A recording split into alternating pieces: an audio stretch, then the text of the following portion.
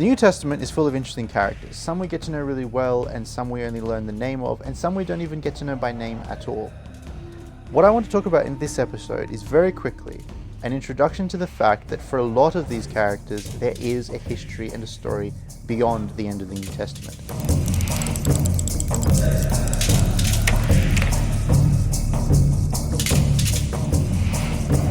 There are so many stories, and a lot of the characters in Scripture have so many interesting things that happen after the end of the New Testament that they deserve many episodes of their own. And those episodes will happen. All I want to do in this one is to talk about a few of them, very quickly mention some things that happened to them, just to give you the understanding, the impression of what I'm talking about, and the idea of a sequel almost.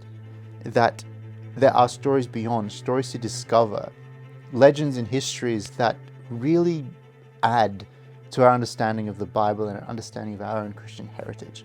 The truth is, we have stories for a lot of the big names. We have stories of what happened to all the 12 apostles. But we also have stories for some of them very minor characters. Quickly on a few of the big names. Peter and Paul are very famously known to have been executed in Rome. Around the same time, actually.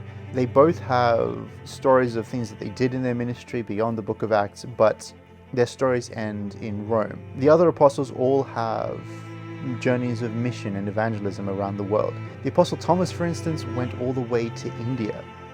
He started a church there and did a very good job, because 1300 years later, when the Portuguese missionaries arrived in India to bring the gospel, they discovered to their surprise that there were churches there already that had been started by Thomas in the first century. The Apostle Bartholomew went to Armenia, where he started a Christian community. Armenia, 200 years later, became the first nation in history to be declared officially Christian. The Apostle Andrew is remembered for going around the Black Sea area. Romania still remembers Andrew's Day as one of the biggest days on the calendar. The cave where he lived in Romania is a popular site for pilgrimage. He also started the church in Byzantium, the city that then became Constantinople. An unnamed character in Scripture that has a lot of presence in the early church is Photiene, the woman at the well. We're going to definitely have an entire episode on her, because a lot is spoken about her children, and about her sisters, all who came to meet Christ at the well when she called them from the town. Barnabas, mentioned in the book of Acts, is remembered for starting the church in Cyprus. He ended up being killed there for his faith. One of the first bishops in Cyprus was Lazarus. His grave was discovered in the 9th century, reading, "Lazarus of the 4 days dead, friend of Christ." I would love if my tombstone one day reads "Friend of Christ." Cornelius the centurion, the first Gentile to convert to Christianity, he went on to become a missionary as well. A beautiful story around him being forced to worship the god Zeus in a temple. Instead, he knelt and prayed to Christ, and the temple began to crumble. Dionysius the Areopagite is mentioned in a single verse in the book of Acts, and yet he goes on to become a major figure in the early Christian church. The first or second bishop of Athens, and we'll probably have an episode on him in the future because he is so important. The boy who sat on Christ's knee when Jesus said, "If you want to enter the kingdom of heaven, you have to be like the little children." That little child is remembered as being Ignatius of Antioch, a bishop of the 1st century that I can't really say much more about him because of how influential he was in the early church. It would be a spoiler for the episode that we'll have to do in which we talk about Ignatius of Antioch, an absolute hero.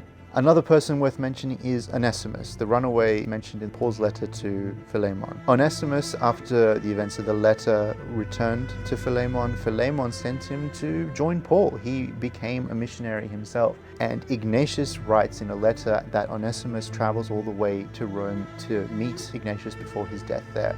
So there's this beautiful connection of characters within the 1st century. Philemon and his wife Aphia were very wealthy Christians.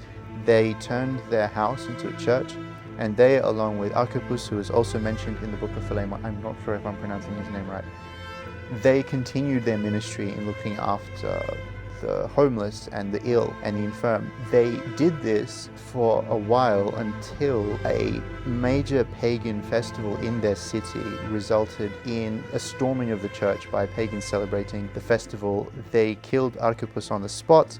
Philemon and his wife were dragged in front of the consul and were executed the next day.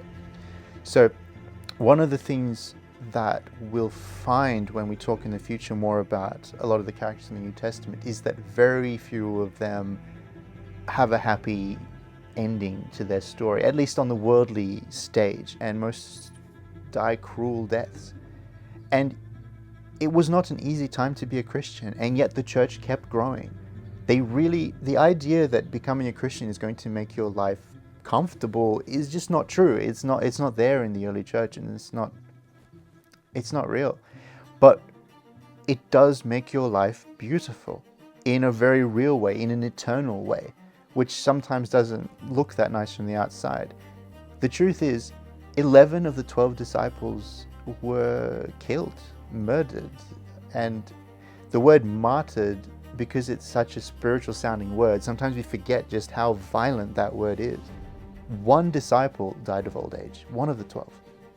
And that was John. And it's easy, and I know when I was younger and I heard it, I kind of thought, oh, John, well done, you kind of lived to old age. But he lived to old age physically broken from tortures over the years, in exile on the island of Patmos. He was hurt, and he had not lived an easy life, and it was not an easy way to die. And that was the lot of the 12 apostles. And we need to know these stories. We need to know that the Bible is not just some object set apart in some forgotten era that has no connection with reality and with who we are today. We need to know that while Christianity began in the pages of the New Testament, it didn't end there. It continued. These stories, these sequel stories, go on. And that we can find out what happens to these Christians and how they lived out the faith that Christ taught them. We'll do episodes on Ignatius and on Dionysius. There's stuff to talk about each of the 12 apostles. Interesting lessons to learn from each of the 7 deacons ordained in the book of Acts. It's beautiful to go on with, and I know this episode is short, and I was just kind of mentioning one after another different characters in the New Testament, but all I want to do is give you the introduction, the idea that there is so much more story, there is so much more to hear about the New Testament that will make you appreciate it more than you even thought was possible, because it's very real. The New Testament is part of a grand tradition of Christian history. And I think that's very exciting. It's like Orthodox VeggieTales. I'm in green, I'm a cucumber. Bye. Goodbye.